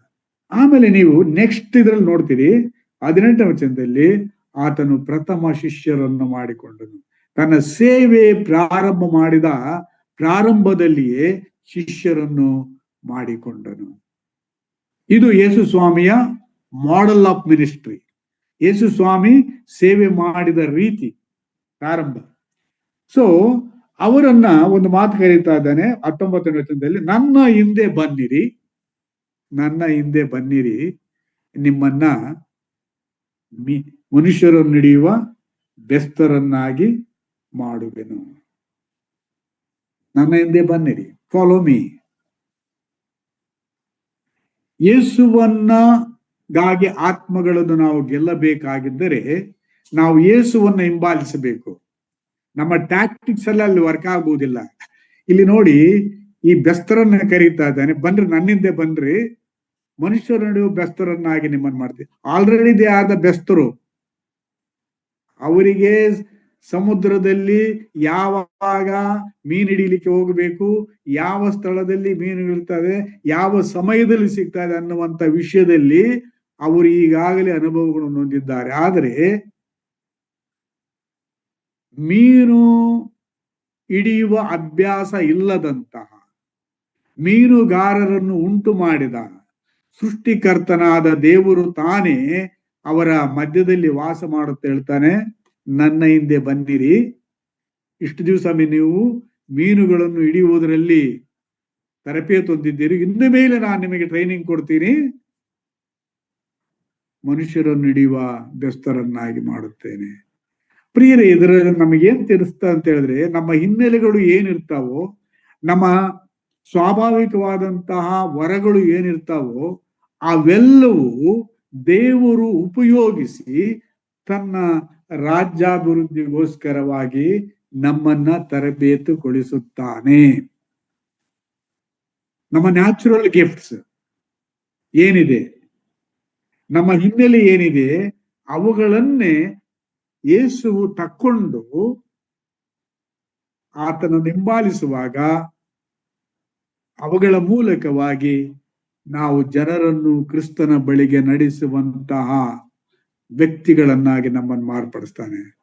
ಆದ್ರೆ ಬೇಕಾದದ್ದಿಷ್ಟೇ, ನಾವು ಆತನನ್ನು ಅನುಸರಿಸಬೇಕು, ಆತನ ಹಿಂದೆ ಹೋಗಬೇಕು.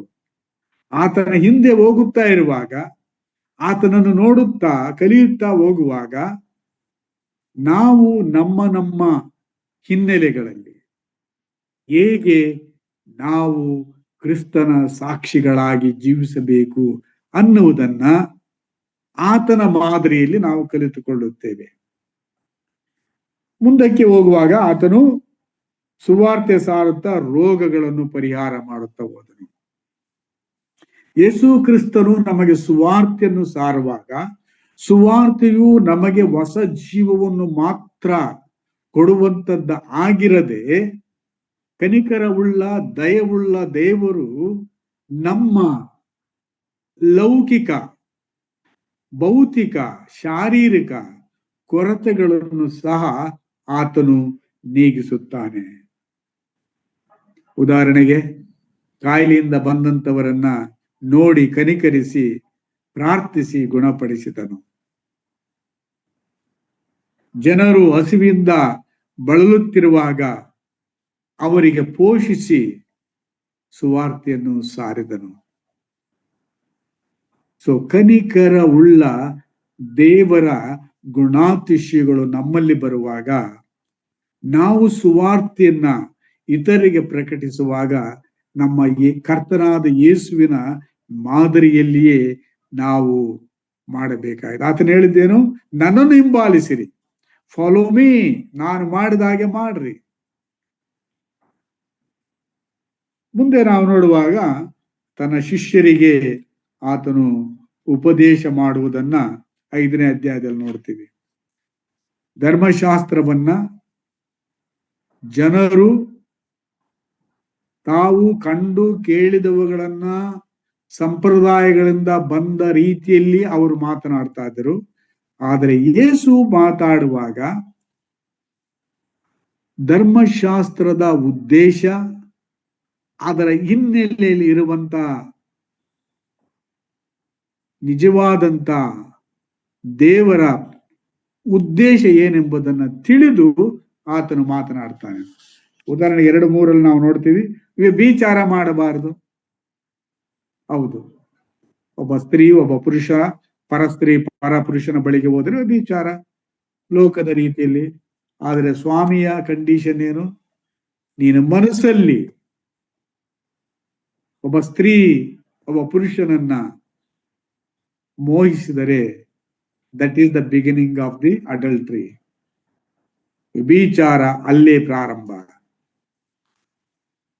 ನರಹತ್ಯ, ಒಬ್ಬ ಸಹೋದರನು ನೋಡಿ ನೀನು ಸಿಟ್ಟುಗೊಂಡ್ರೆ, ಬೈದರೆ ಅದು ನರಹತ್ಯದಷ್ಟೇ ಪಾಪ. ಯೇಸುವು ನೋಡ್ರಿ, ಒಬ್ಬ ಬರಹಗಾರನು ಒಂದು ಲೇಖನವನ್ನು ಬರೆಯುವಾಗ ಆ ಲೇಖಕನು ಬರೆದ ಉದ್ದೇಶ ಒಂದು ರೀತಿ ಇರ್ತದೆ. ಆದ್ರೆ ಅದನ್ನ ವಾಚಕರು ಓದುವಾಗ ಅವರ ಹಿನ್ನೆಲೆ, ಅವರ ಅರ್ಥೈಸಿಕೊಳ್ಳುವಂತ ಶಕ್ತಿಯ ಮೇರೆಗೆ ಆ ಲೇಖಕನು ಬರೆದಂತ ಆ ಒಂದು ಲೇಖನವನ್ನ ಅರ್ಥ ಮಾಡಿಕೊಳ್ತಾರೆ. ಧರ್ಮಶಾಸ್ತ್ರವನ್ನು ಕೊಟ್ಟಂತಹ ದೇವರು ಯಾವ ಉದ್ದೇಶವನ್ನು ಇಟ್ಟುಕೊಂಡಿದ್ದ ಅನ್ನುವುದು ಯೇಸುವಿನ ಧರ್ಮಶಾಸ್ತ್ರವನ್ನ ಅರ್ಥೈಸುವಂತ ವಿಷಯಗಳ ಮೇಲೆ ಆಧಾರಗೊಂಡಿದೆ. 6ನೇ ಅಧ್ಯಾಯಕ್ಕೆ ಬರುವಾಗ ಹೇಳ್ತಾನೆ, ಪ್ರಾರ್ಥನೆ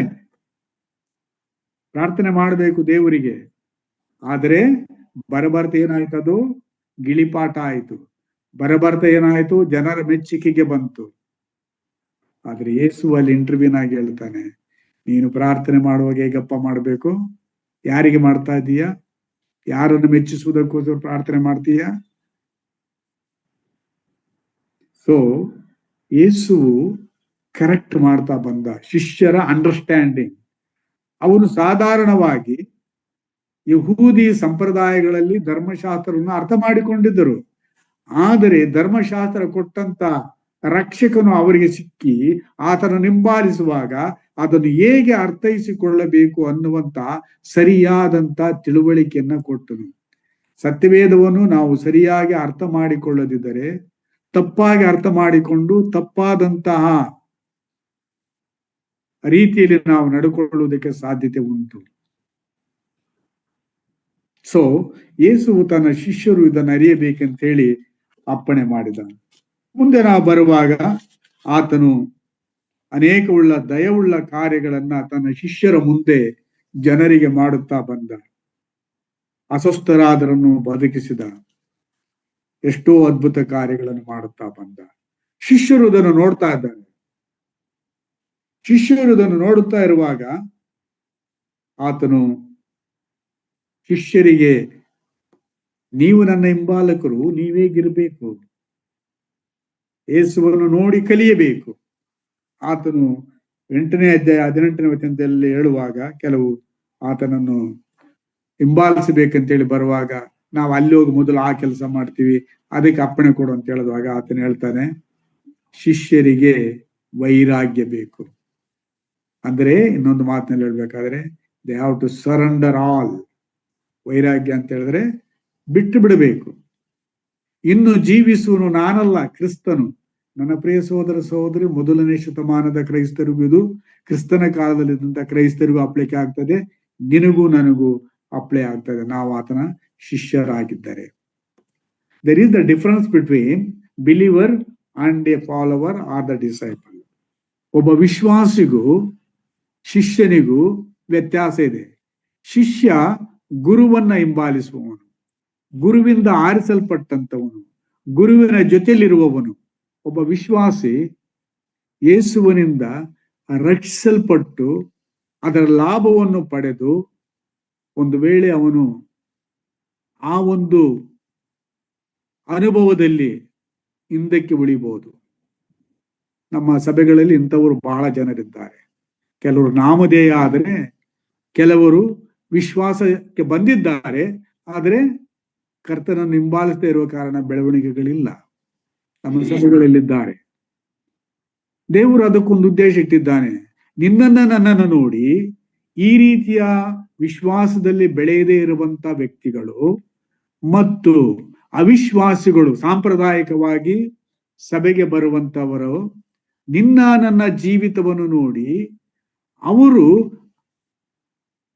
ಕ್ರಿಸ್ತನ ಹಿಂಬಾಲಕರಾಗಬೇಕಂತೇಳಿ.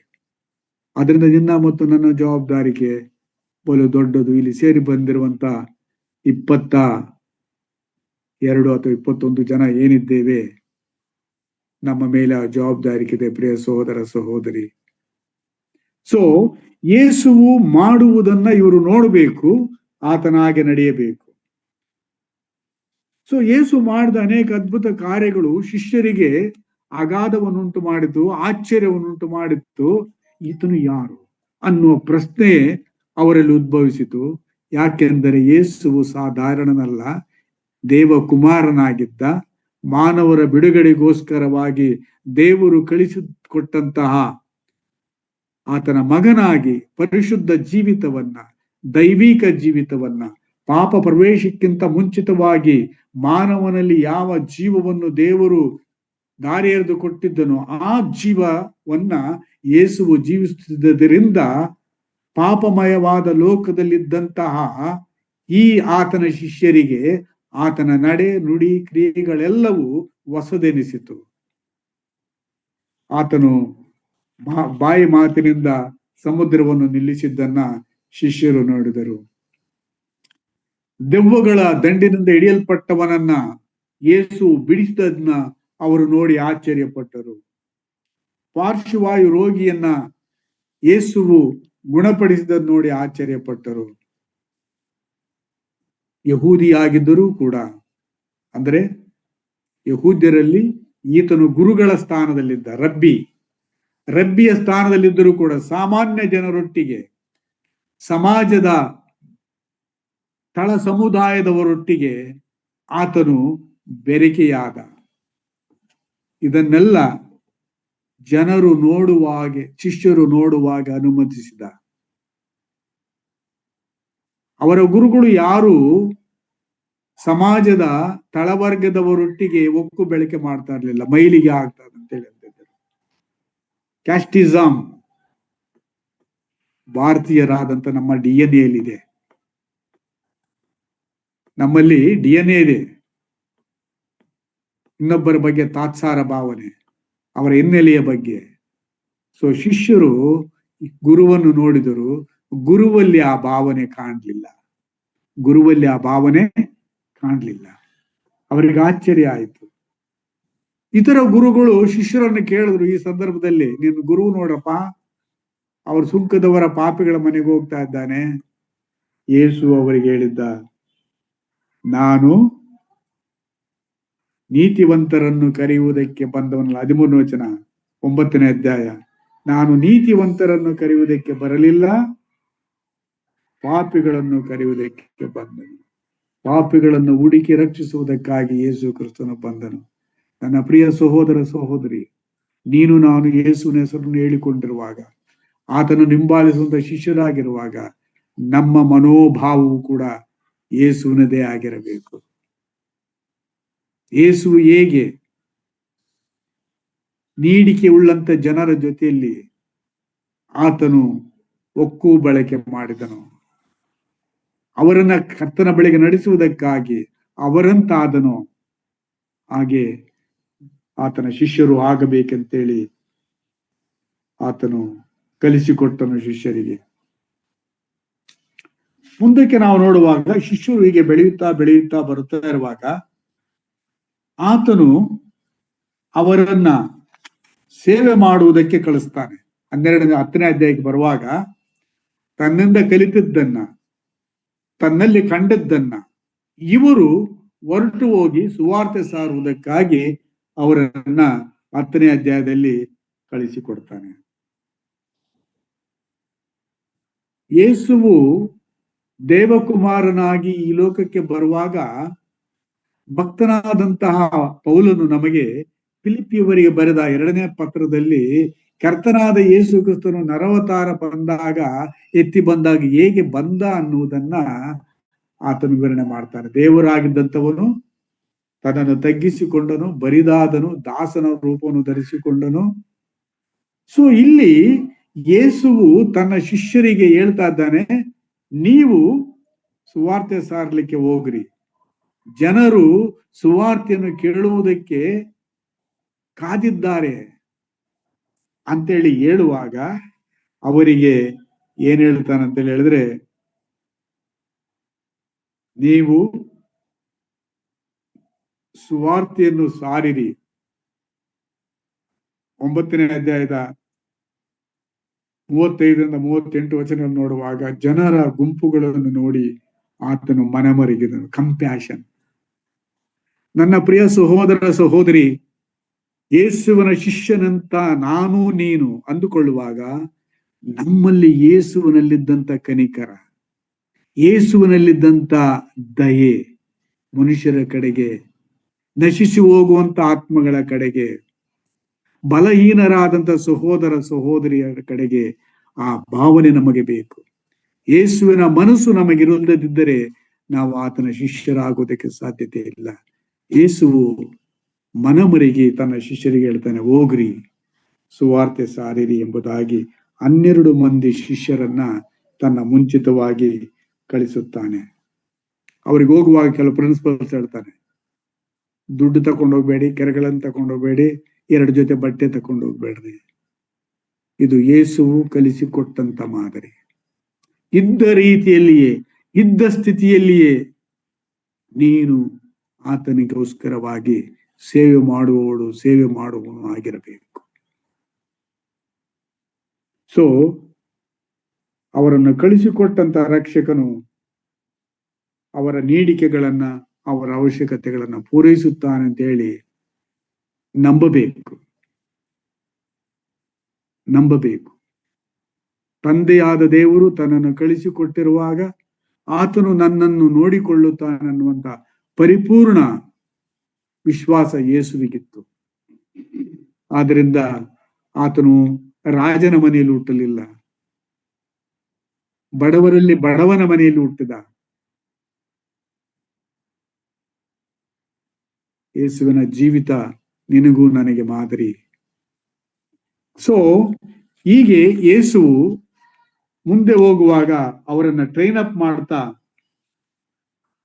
ಹೋಗ್ತಾ ಇರುವಾಗ ಒಂದು ಮಾತು ಹೇಳ್ತಾನೆ, ಶಿಷ್ಯರಾದಂತ ನಿಮ್ಮನ್ನ ನಾನು ಕಳಿಸ್ತೇನೆ, ನಿಮ್ಮ ಲೈಫ್ ಏನು ಲೋಕದಲ್ಲಿ ಸೇಫ್ ಇಲ್ಲ.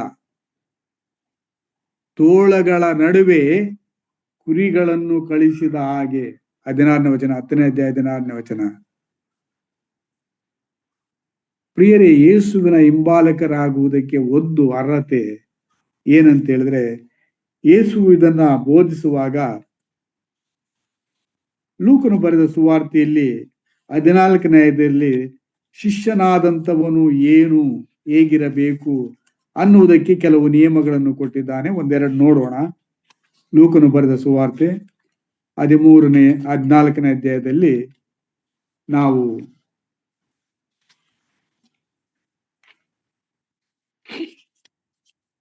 ಆತನು ತನ್ನ ಹಿಂದೆ ಬರುವಂತ ಬಹು ಜನರನ್ನ ಹಿಂತಿರುಗಿ ನೋಡಿ ಹೇಳಿದ 25ನೇ ವಚನದಲ್ಲಿ, ಯಾವನಿಗಾದರೂ ನನ್ನ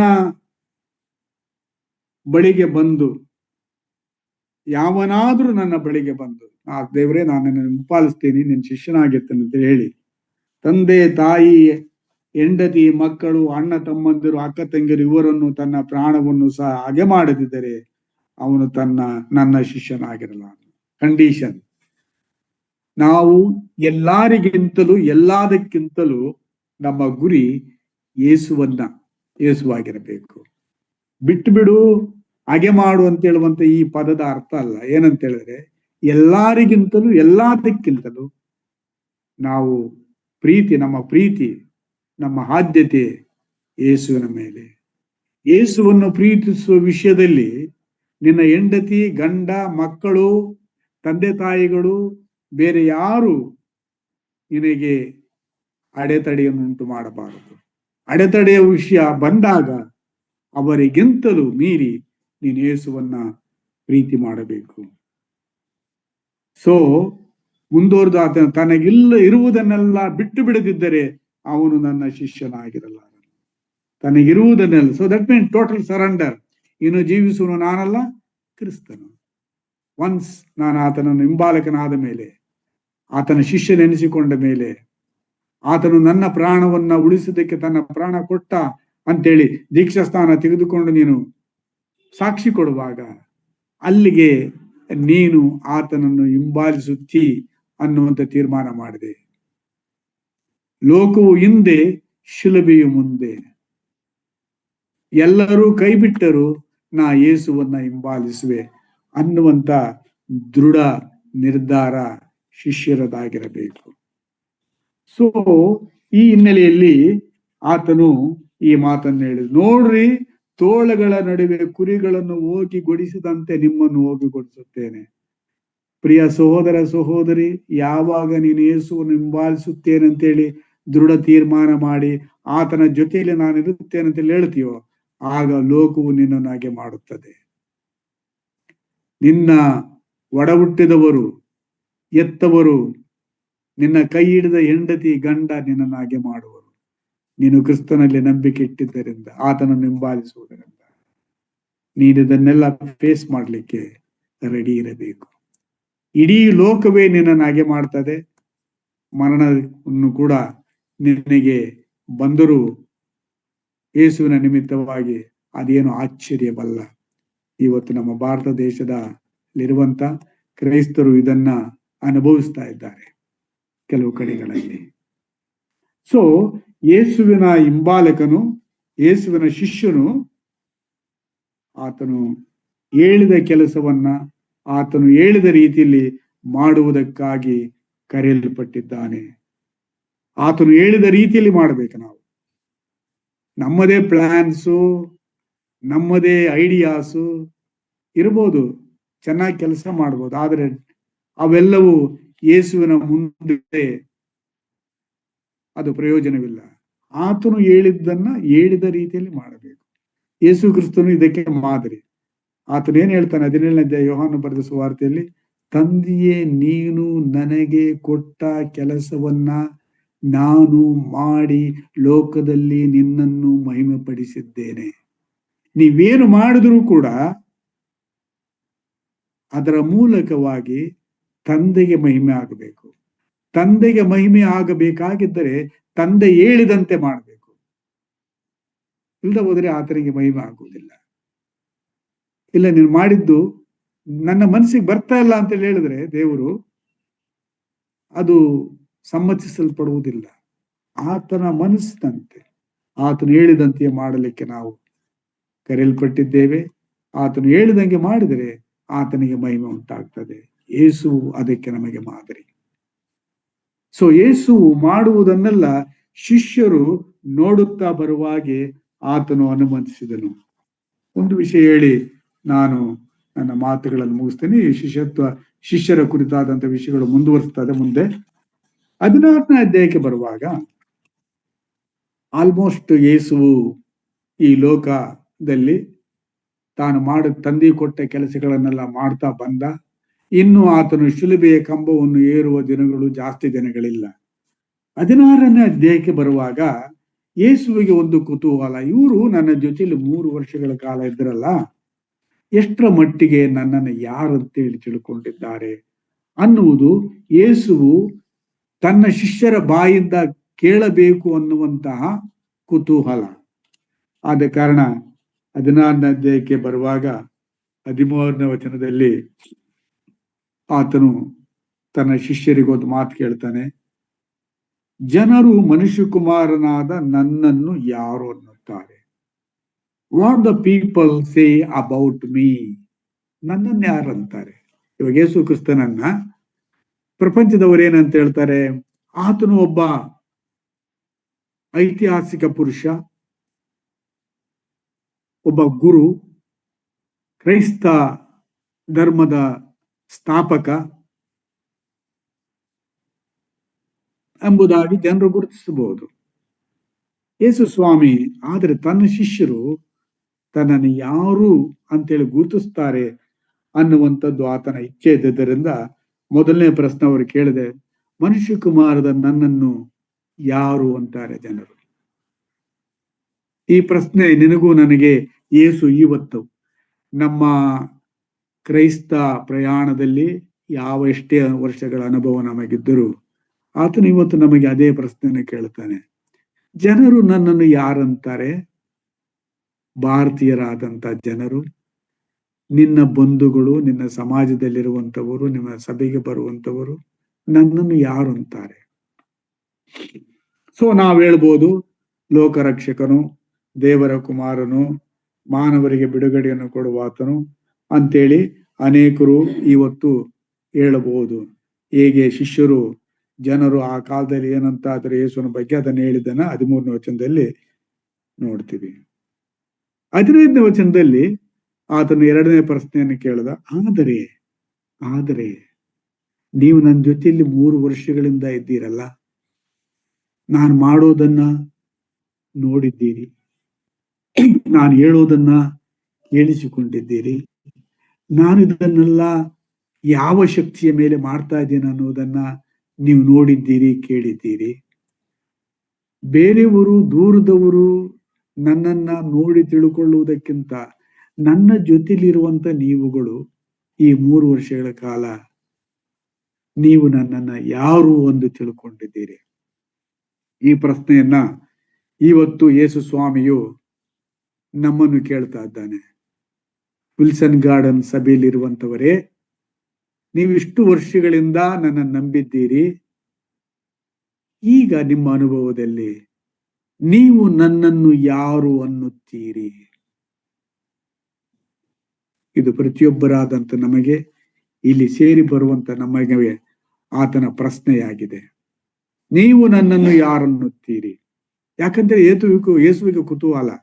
ಇಷ್ಟು ವರ್ಷಗಳ ಕಾಲ ಇವರು ಸಭೆಗೆ ಬರ್ತಾ ಇದ್ದಾರೆ, ಇಷ್ಟು ವರ್ಷಗಳ ಕಾಲ ನನ್ನ ವಾಕ್ಯವನ್ನು ಓದುತ್ತಿದ್ದಾರೆ, ಕೇಳುತ್ತಿದ್ದಾರೆ, ಪ್ರಾರ್ಥಿಸುತ್ತಿದ್ದಾರೆ, ಅನೇಕ ಭಕ್ತರ ಜೊತೆಯಲ್ಲಿ ಇವರ ಒಡನಾಟ ಇದೆ, ಅನೇಕ ಬೋಧಕರಿಂದ ಬೋಧನೆಗಳನ್ನು ಕೇಳಿದ್ದಾರೆ, ಅನೇಕ ಭಕ್ತರ ನಡಿಗೆಯನ್ನ ಇವರು ಗಮನಿಸಿದ್ದಾರೆ. ಇವತ್ತು ಆತನ ಪ್ರಶ್ನೆ, ನನ್ನ ಮಗಳೇ, ನನ್ನ ಮಗನೇ, ನೀನು ನನ್ನನ್ನ ಯಾರೆಂದು ತಿಳ್ಕೊಂಡಿದ್ದಿ? ಯಾಕಂತ ಹೇಳಿದ್ರೆ ಯೇಸುವಿಗೆ ತಾನು ಹೋಗುವ ದಿನಗಳು ಸಮೀಪವಾಯಿತು, ಲೋಕ ಬಿಡುವ ಸಮೀಪ. ನನ್ನ ಶಿಷ್ಯರನ್ನ ನಾನು ನನ್ನನ್ನು ತಿಳ್ಕೊಂಡು ನನ್ನ ಸಾಕ್ಷಿಗಳಾಗಿರಬೇಕಂತೇಳಿ ಇವರನ್ನ ಆಯ್ಕೆ ಮಾಡಿಕೊಂಡಿದ್ದೇನೆ. ನಾನು ಆಯ್ಕೆ ಮಾಡಿಕೊಂಡಿದ್ದು, ನಾನು ಇವರಿಗೆ ತೋರಿಸಿದ್ದು ಎಷ್ಟರ ಮಟ್ಟಿಗೆ ಇವರಲ್ಲಿ ಕಾರ್ಯ ಮಾಡಿದೆ, ನನ್ನ ಕುರಿತಾಗಿ ಯಾರಂತೇಳಿ ತಿಳ್ಕೊಂಡಿದ್ದಾರೆ ಅನ್ನುವುದನ್ನ ಯೇಸು ಅರಿಯಬೇಕಾಗಿತ್ತು. ಅವರು ಯಾವ ಮಟ್ಟದಲ್ಲಿ ತನ್ನನ್ನು ಅರಿತಿದ್ದಾರೆ ಅಂತ ತಿಳ್ಕೊಳ್ಳದೆ ವಿನಃ ಆತನು ಮುಂದೆ ಇವರನ್ನ ಬೋಧಿಸಲಿಕ್ಕೆ, ಎಚ್ಚರಿಸಲಿಕ್ಕೆ, ಸರಿಪಡಿಸಲಿಕ್ಕೆ ಆಗ್ತಾ ಇರಲಿಲ್ಲ. ಆ ಕಾರಣದ ಯೇಸು ಅವರನ್ನು ಈ ಪ್ರಶ್ನೆ ಕೇಳಿದ, to know how much they understand about him. ಒಂದು ವೇಳೆ ಅವರು ತಪ್ಪಾಗಿ ಅರ್ಥ ಮಾಡಿಕೊಂಡಿದ್ದರೆ ಆತನು ಅವರನ್ನ ಸರಿಪಡಿಸಬೇಕಾಗಿತ್ತು. ಸೊ ಪೇತ್ರನು ಅವರ ಜೊತೆಯಲ್ಲಿ ಯೇಸು ಸ್ವಾಮಿಯನ್ನ ಹೀಗೆ ಉದ್ದೇಶಿಸಿ ಹೇಳ್ತಾನೆ, 16, ನೀನು ಬರಬೇಕಾಗಿರುವ ಕ್ರಿಸ್ತನು, ಜೀವ ಸ್ವರೂಪನಾದ ದೇವಕುಮಾರನು, ಬರಬೇಕಾದ ಕ್ರಿಸ್ತನು. ಪ್ರವಾದಿಗಳು ಕ್ರಿಸ್ತನು ಬರುತ್ತಾನೆ ಅನ್ನುವುದನ್ನ, ಮೆಸ್ಸಿಯನು ಬರುತ್ತಾನೆ ಅನ್ನುವುದನ್ನ ಸಾರಿ ಹೇಳಿದರು. ಹಳೆ ಒಡಂಬಡಿಕೆಯ ದೇವ ಜನರು ಕಾಯುತ್ತಾ ಇದ್ದರು. ಪೇತ್ರನು ಹೇಳಿದ, ನೀನು ಬರಬೇಕಾದ ಕ್ರಿಸ್ತನು, ದೇವಕುಮಾರನು, ದೇವರ ಮಗನು. ಯಾವ ಉದ್ದೇಶಕ್ಕಾಗಿ ಯೇಸುವು ನರವತಾರ ಎತ್ತಿ ಬಂದನು, ಆ ಒಂದು ರಹಸ್ಯ ತನ್ನ ಶಿಷ್ಯರಿಗೆ ತಿಳಿದಿದೆ ಎನ್ನುವಂಥದ್ದು ಯೇಸು ಸ್ವಾಮಿ ಮುಂದಿನ ವಚನಗಳಲ್ಲಿ ಅದನ್ನ ವಿವರಿಸ್ತಾನೆ. So Jesus was happy. ಈ ಶಿಷ್ಯರು ತಾನು ಯಾರು ಎಂಬುದನ್ನ ಕರೆಕ್ಟ್ ಆಗಿ ತಿಳಿದಿದ್ದಾರಂತೇಳಿ. ಆದ್ರೆ ಲೋಕವೇ ಅಂತ ತಿಳಿದಿತ್ತು. ಯೇಸುವನಿಗೆ ಹತ್ತಿರವಾಗಿದ್ದಂಥ ಜನರು, ಶಿಷ್ಯರಿಗೆ ಹತ್ತಿರವಾಗಿದ್ದಂಥ ಜನರು, ಆತನೊಬ್ಬ ಪ್ರವಾದಿ, ಆತನು ಎಲಿಯಾ, ಯೆರೆಮೀಯ ಇತ್ಯಾದಿ ಅಂತೇಳಿ ಗುರುತಿಸಿದರೆ ವಿನಃ ಆತನು ದೇವಕುಮಾರನು, ಕ್ರಿಸ್ತನು ಅಂತ ಗುರುತಿಸಲಿಲ್ಲ. 3 ವರ್ಷಗಳ ಕಾಲ ಯೇಸು ಅವರ ಜೊತೆಯಲ್ಲಿದ್ದರೂ ಅರಿಯಲಿಲ್ಲ. ಆದರೆ ಆತನ ಶಿಷ್ಯರು ಆತನು ಯಾರೆಂಬುದನ್ನ ತಿಳ್ಕೊಂಡಿದ್ದರು. ಕಾರಣ ಅವರು ಆತನ ಜೊತೆಯಲ್ಲಿದ್ದರು, ಆತನು ಹೇಳಿದಾಗೆ ಕೇಳಿದರು.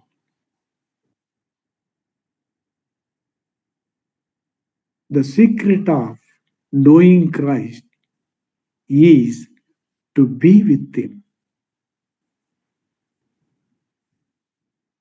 to listen to him, to do what he tells. ಶಿಷ್ಯರಾಗುವಂತಹ ಸೀಕ್ರೆಟ್ ಏನಂತ ಹೇಳಿದ್ರೆ ಯೇಸುವಿನ ಜೊತೆಯಲ್ಲಿರುವುದು, ಆತನ ವಾಕ್ಯಗಳ ಸಂಗ್ರಹ, ನಮಗೆ ಬರುವಂತ ಸಮಸ್ಯೆಗಳನ್ನ, ಅನುಮಾನಗಳನ್ನ ವಾಕ್ಯ ಓದಿ ದೇವರ ಪ್ರಕಟಣೆಯನ್ನು ಕೇಳುವುದು, ನಮ್ಮ ಸಮಸ್ಯೆಗಳನ್ನ ಕ್ರಿಸ್ತನ ಮುಂದೆ ಪ್ರಾರ್ಥನೆಯಲ್ಲಿ ಬೇಡಿಕೊಳ್ಳುವುದು. ನನ್ನನ್ನು ಕೇಳಿಕೋ, ನಿನಗೆ ಸದುತ್ತರವನ್ನು ಕೊಡುತ್ತೇನೆ, ತಿಳಿಯದ ಗೂಢಾರ್ಥಗಳನ್ನು ಪ್ರಕಟಿಸುತ್ತೇನೆ. ಸೊ ಶಿಷ್ಯರಿಗೆ ಪ್ರಕಟಣೆಯಾಯಿತು, ದೇವರ ಪ್ರಕಟಣೆ. ತಂದೆಯಾದ ದೇವರು, ನಿಮ್ಮ ಜೊತೆಲಿರುವನು ಯಾರಪ್ಪ? ಸಾಧಾರಣನಲ್ಲಪ್ಪ, ಆತನು ಪ್ರವಾದಿ ಅಲ್ಲ, ಪ್ರವಾದಿಗಿಂತಲೂ ದೊಡ್ಡವನು. ಆತನು ನನ್ನ ಮಗನು, ನಿಮ್ಮ ವಿಮೋಚನಾರ್ಥವಾಗಿ ಕಳಿಸಿಕೊಟ್ಟಿರುವ ಆತನು ಎಂಬುದನ್ನ ಶಿಷ್ಯರು ಗ್ರಹಿಸುವ ಹಾಗೆ ಆತನ ಒಡನಾಟದಲ್ಲಿದ್ದಂಥವರಿಗೆ ತಂದೆಯಾದ ದೇವರು ಪ್ರಕಟಿಸಿದನು. ನೀನು ಯೇಸುವನ್ನ ಯಾರೆಂಬುದಾಗಿ ತಿಳ್ಕೊಳ್ಳಬೇಕಾಗಿದ್ದರೆ ನೀನು ಆತನ ಒಡನಾಟದಲ್ಲಿರಬೇಕು, ಸಂಪರ್ಕದಲ್ಲಿರಬೇಕು, ಆತನ ಜೊತೆಯಲ್ಲಿರಬೇಕು, ಆತನು ಹೇಳಿದಂಗೆ ಮಾಡಬೇಕು.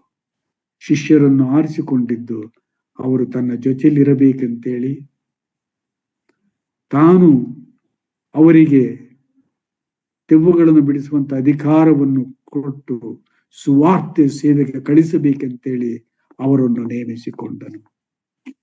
ಶಿಷ್ಯರು ನೀನು ನಾನಾಗಿದ್ದರೆ ಯೇಸು ಮಾಡಿದ ಹಾಗೆ ಮಾಡಿ ಸುವಾರ್ತೆಯನ್ನು ಸಾರಿ ಅನೇಕರನ್ನ ಆತನ ರಾಜ್ಯಕ್ಕೆ ಸೇರಿಸುವುದಕ್ಕಾಗಿ ದೇವರು ನನ್ನನ್ನು ಆರಿಸಿಕೊಂಡಿದ್ದಾನೆ. ಸೊ ಇಲ್ಲಿಗೆ ನಾನು ಇವತ್ತಿನ ಅಧ್ಯಯನವನ್ನು ಮುಗಿಸ್ತೇನೆ. ಮುಂದೆ ಶಿಷ್ಯರ ಕರ್ತವ್ಯಗಳ ವಿಷಯದಲ್ಲಿ ಮುಂದಕ್ಕೆ ಓದೋಣ. ಮುಂದಕ್ಕೆ ಇದೇ ಕೆಲವು ಸುವಾರ್ಥ ಬರಹಗಾರರ ಬರವಣಿಗೆಗಳ ಆಧಾರದ ಮೇಲೆ ಮುಂದಿನ ದಿನಗಳಲ್ಲಿ ದೇವರ ಚಿತ್ತವಾದ ತಿಳಿಸ್ತೇನೆ. ದೇವರು ನಮ್ಮೆಲ್ಲರನ್ನು ಆಶೀರ್ವದಿಸಿ ಆತನ ನಿಜ ಶಿಷ್ಯರನ್ನಾಗಿ ಮಾಡಲಿ. ದೇವರ ನಾಮಕ್ಕೆ ಸ್ತೋತ್ರವಾಗಲಿ. ಆಮೆನ್.